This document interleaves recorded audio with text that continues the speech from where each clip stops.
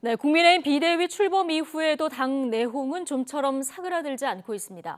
한때 국민의힘 미래 세대로 주목받았던 청년 정치인이 서로를 향해서 연일 비판을 쏟아내고 있는데요. 나이트 포커스, 오늘은 정호김, 김영주 전직 의원 두 분과 함께하겠습니다. 어서 오십시오. 안녕하세요. 예, 안녕하십니까. 이준석 전 대표를 직격한 장해찬 청년재단 이사장, 또 이준석 전 대표와 측근들 사이에 물고 물리는 설전이 지금 계속되는 상황입니다. 오늘도 계속 이어졌는데요. 자, 오늘은 장해찬 이사장이 김용태 전 최고위원 등 이 전 대표 그 측근 인사들을 겨냥해서 여의도 2시 청년, 자, 이런 말로 비판을 했는데 요즘에 그 상대방 말을 가져와서 비판하는 게 좀 트렌드인가요? 예, 전날 이 전 대표가 발언을 했더라고요. 어떻게 보십니까? 그 2시 청년 정치 낭인들을 빗대 가지고 비판을 했는데 실제로 장해찬 재단 이사장이죠. 청년 재단 2시 청년은 바로 지금 이준석을 옹호하는 이러한 청년 소위 나는 국대다 출신 대변인이라든지 네. 아니면은 이제 김용태 최고위원을 빗대 가지고 또 비난을 하자. 다시 또 장해찬 재단 이사장에 대해서 우리가 2시 청년님은 당신은 10시 청년이다 그러면서 이런 싸움들을 어제 국회 소통관에서 10시에 그렇습니다. 기자회견을 했다고. 그것도 예. 이제 김용태 최고위원에게 전당대회에서 뒤진 그런 비례대표 의원이라 그러더라고요. 근데 전 누군지 솔직히 모르겠습니다. 근데 예. 그 비례대표 의원의 이름으로 아마 그 국회 기자회견장, 그러니까 소통관이죠.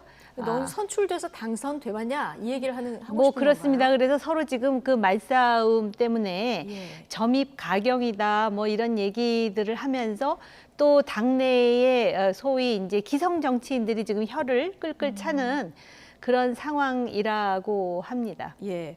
점입가경이다 이런 표현을 써주셨는데 오늘 김용태 전 최고위원 재산 문제 공격까지 나오고요. 지금 누구 하나 멈출 기미가 안 보여요. 어떻게 보십니까? 우선은 결과적으로는 청년 정치인들 간의 내부 경론이 이루어지고 네. 있는데 한편으로 보면 이제 그 논의 속에 숨어 있는 이제 이야기들은 누가 시켜서 나왔나 장해찬 청년대장 예. 공익 법인 이사장이 이제 그런 부분이 있어서 이미 그 내용 속에서 이미 윤 대통령하고 이준석 전 대표하고의 갈등의 원인들이 다 표출되고 있다. 예. 결과적으로 장해찬 씨가 훨씬 이준석 대표보다 실제적으로 보면 선거 때도 그렇고 실제적으로 청년 정책에 더 많이 기여한 부분도 있고 또 이번에 이제 권성동 대표의 문자 메시지에서 드러난 인물이 아니습니까? 강모 씨라고요. 예, 예. 네, 그분도 실제적으로 보면 훨씬 대통령실에서 일을 해야 될 만큼 많은 기여를 한 것 같고 따라서 그동안의 대통령과 소위 윤핵관들은 이준석 때문에 이긴 것이 아니라 청년을 사로잡은 브레인들은 따로 있다라고 생각하는 부분이고 예. 그것이 이참에 다 드러나는 거죠. 그리고 윤석 대표는 어쨌든 내가 그나마도 20대를 더 이 당에 입당시킨 그 힘으로서 이번 선거에 내가 기여했다. 이제 그런 것들이 이번에 드러나는 건데 네. 어쨌든 이제 그러면서 실제적으로 당의 어른들이 보이지 않는 부분들도 문제고 네. 또 하나는 그 장해찬 씨 같은 경우는 두 사람들의 논쟁이 누가 옳다 그르다를 떠나서 지금 현재 소위 전리품을 갖고 있는 사람이잖아요. 그러니까 젊은 나이에 청년재단 이사장이 됐다라고 하는 예. 부분이고 또 그 재단이 정치하고 무관한 청년의 취업 이런 문제를 다루고 있기 때문에 예. 이 싸움에 들어오는 것 자체가 저는 적절하지는 적절하지 않다. 않다. 그리고 예. 자기 이야기를 하는 공간도 국회를 빌려서 하는 것도 적절하지 않다. 그렇게 보여집니다. 예. 조금 전에 말씀을 해주셨듯이 이제 배우론을 둘러싼 공방도 이어지고 있는데요. 김용태 전 최고위원은 장해찬 이사장의 배후에 누가 있는지 의문이다 이렇게 목소리를 높였는데요. 발언 직접 듣고 오시죠. 청년재단이라는 이사장께서 제가 알기로는 지금 당직이 없는 걸로 알고 있는데 왜 국회 소통관에서 어제 이 시점에서 기자회견 했는지에 대해서 저는 좀 납득하기가 좀 어려웠어요. 어떤 재단의 이사장이 국회라는 곳에서 기자회견한 것이 어떤 목적이 있거나 혹은 또 배우의 누군가가 장해찬 이사장을 통해서 좀 조언을 했거나 한 것은 아닌지에 대한 좀 의문이 있고요. 자, 어떤 목적이 있거나 혹은 배우의 누군가 조언을 하거나 자, 아마도 윤핵관을 지목하는 게 아닌가 싶은데 네. 오늘 SNS에서 이준석 전 대표도 이 배우설에 힘을 실었거든요. 좀 일리 있는 주장이라고 보십니까? 그 물증 없이 예. 그 말하기는 상당히 조심스럽지만은 지금 이러한 정황 자체가 그런 그 의심을 하게끔 만드는 그런 환경으로 지금 치닫고 예. 있는 것은 사실이고요. 아까 제가 점입 가경까지 얘기했잖아요. 예. 그런데 이제 소위 기존의 그 정치인들, 그 2030 세대가 아닌 정치인들의 입장에서는 정말 구상유치다 해가면서 뭐 이렇게 말싸움을 하고 오히려 이런 싸움 자체가 지금 어렵게 출범한 비대위의 활동이 부각되기보다는 지금 청년들 싸움으로 또 다른 내용으로 비춰지는 측면이 있고요. 네.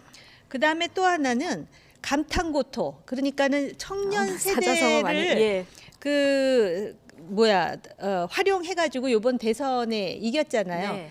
그랬음에도 불구하고 마치 또 토사구팽처럼 지금 내버리느냐 또 이런 입장이 있고 그런가 하면 지금 말씀하신 이재희 내지는 차도살인 지금 장해찬을 투입해가지고서 지금 이준석이를 유사 이준석이를 지금 그 가라앉히기 위해서 장해찬이 등장한 게 아니냐 이러한 식으로 지금 갈수록 태산인 상황이 지금 만들어지고 있습니다. 네. 사실은 그렇게 마이크. 어렵게 예. 가지 않아도 예컨대 국회 정론관에서 기자회견을 하려 그러면 국회의원 한 사람이 서줘야만 가능하거든요. 그렇다면서요. 그냥 개인이 가서 해주지 예. 않습니까? 지난번에는 뭐 소위 민주당 그 공동 비대위원장이 국회 안에서 뭐 말하자면 뭐 당 대표 선언하다가 아무도 그 자리에 안 서줘서 국회 밖으로 쫓겨나기도 하지 거리에 않습니까? 섰죠. 예. 이제 그런 것처럼 그 멀리 가지 않더라도 실제로 보면 국회의원 중에 누군가가 그 자리에 서서 그 공간을 할애했기 때문에 그랬다는 거고, 그러면 그 사람이 갑자기 장해찬이라는 사람을 네. 하게 만들었을 때는 또 그 뒤에 또 하나, 그 국회의원 뒤에 또 하나 있다. 그렇다면 조금 더 힘 있는 사람이 있지 않겠냐. 그런 합리적 추론을 가능하게 한다라고 하는 측면이 있습니다. 아니 근데 네. 뒤에 그 배우에 누가 있는지 여부를 떠나서요. 말이 청년 정치인이지 30대는 넘었죠. 근데 그 과거 역사를 보면 20대에 혁명을 일으킨 그 갑신 정변의 주역들도 네. 있고요. 또 별로 떠올리고 싶지 않은 인물이긴 하지만 38에 전쟁을 일으킨 그런 인물도 있지 않습니까? 그러니까는 어떻게 보면은 우리 입장에서는 청년이지만은 이제 뭐 성숙할 대로 성숙한 사람들인데 예. 이런 식으로 말싸움 하듯이 지금 이러고 서로 티각태각 티키타카라고 합니까? 이걸 지금 이 대한민국의 엄중한 상황에서 해야 되는 게 맞는가? 적어도 정치판에 들어왔으면 지금 이 사람들이 하는 거는 말싸움을 통한 권력투쟁인데 그래도 왜 피로 말이에요. 정책을 가지고 내지는 노선을 가지고 뭔가 이 청년들의 고민까지 그 반영하면서 이렇게 하는 모습으로 좀 보이면 좋겠습니까? 근데 이거 말싸움하는 거 보면은 마치 또 고등학생들이 골목길에서 그래 너 잘났다 하듯이 예. 계속해서 이런 식의 상황을 만들고 만에 하나라도 배후에 누가 있다면은 정말 이 청년들이 지금 이런 거를 누구한테 배웠겠어요? 기성 정치인들한테 배우지 않았겠어요? 예. 뭐 야단치는 목소리들이 많은데 과연 야단칠 자격이 있는지 이런 상황을 보고 지금 곱씹어야 될 사람들이 한둘이 아닌 것 예. 같습니다. 장해찬 이사장은 다수의 청년들이 말하지 못하고 있다가 나한테 고민을 토로해서 했다. 배우는 없다. 지금 내가 이준석 대표 공격하니까 이준석 대표가 이준석 대표 측근들을 또 지원하고 나서니까 이게 배우다. 또 이렇게 공격을 하고 나선 상황인데 어쨌든 좀 윤핵관이라고 불리는 의원들은 최근에 말을 아끼고 있는 이런 상황인데요. 지금 이 현 상황을 어떤 마음으로 바라보고 있을까요? 그렇습니다. 그러니까 실질적으로 보면 결국에는 또 이렇게 되면 뭐 젊은 정치인들을 쓰고 버렸다라는 평가밖에는 나올 수가 없다. 네. 두고 봐라. 특히 정책적 또 미래지향적 어떤 젊은 어떤 정치인들의 어떤 그 장점을 키워주는 것이 아니라 그 젊은 정치인들은 보니까 아주 뭐 소란스럽기만 하고 뭐 또 기성 정치인보다 더 이기적이더라. 이런 어떤 꼬리표를 붙이는 거예요. 그런 면에서 저는 굉장히 이 장면을 매우 아쉽게 생각한다라는 거고, 오히려 기성 정치인들을 비판하면서 더 나은 상태에서 바람직한 건강한 뭐 정책과 비전의 경쟁을 통해서 하나하나의 리더십의 어떤 축적을 통해서 말하자면 서구에서처럼 44살의 총리가 되듯이 우리나라도 젊은 정치인이 많이 되는 건 좋은 것이지만 이처럼 이렇게 해서 이전투구를 하는 모습을 보여주는 것은 또 한 번 어떤 젊은 정치인에 대해서 기대보다는 실망을 주는 것 예. 같아서 안타깝고, 또 한편으로 보면 어쨌든 실체를 떠나서 이용당하고 있다는 느낌마저 지울 수가 없습니다. 이용당하고 있다. 보수 정당에서 사실 청년 정치인들이 가세했던 것도 굉장히 이례적이고요. 그러면서 당도 젊어지고 이미지 변신도 시도가 됐고, 그리고 또 이 실제로 좀 지지층도 넓어지고 이런 긍정적인 측면이 있었는데, 지금 이런 청년 정치인들이 분열되는 결과적으로 굉장히 말씀하신 대로 안타까운 부분인 것 같습니다.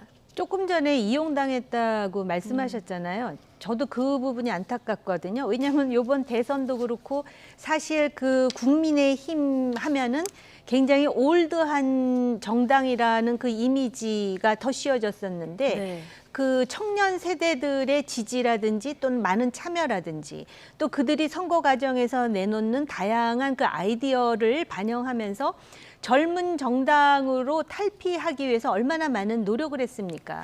그런데 그런 세대의 연합이 지금 와장창 깨지는 상황이 이런 상황인데다가 마치도 지금 청년들을 또다시 진영으로 나뉘어가지고 지금 그 링 위에 올려놓고 마치도 그 검투사들의 그런 어떤 처절한